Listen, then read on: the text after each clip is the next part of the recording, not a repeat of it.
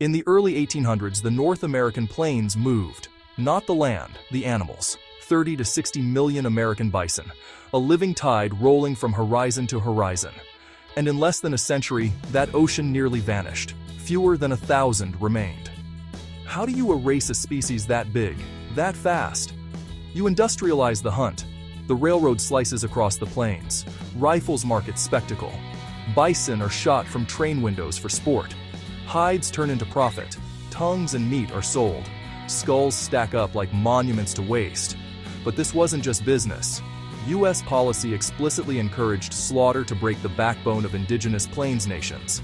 Food, clothing, shelter, ceremony, sovereignty. If the herds disappear, the communities that depend on them are forced onto reservations. It worked exactly as intended, and it's a wound that still matters. By the 1880s, silence spread where thunder once lived. Imagine standing on prairie that used to shake and hearing nothing. Here's the turn. A handful of ranchers, indigenous leaders, early conservationists refused to let the bison be a memory. They captured remnant animals, protected calves, started small herds. The U.S. established refuges. Tribes launched their own herds and brought the animal home. Today, there are several 100,000 bison. That sounds like a comeback, and it is. But most live behind fences, managed like livestock. True wild bison, shaping grasslands through migration and grazing, are rare.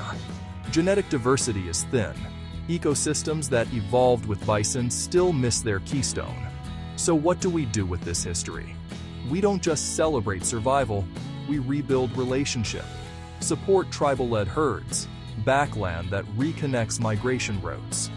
Choose policies that treat bison as wildlife, not museum pieces. Because the story of the bison isn't about an animal that almost died. It's about whether we can learn fast enough to give wildness room to breathe again. The plains remember. The question is, will we?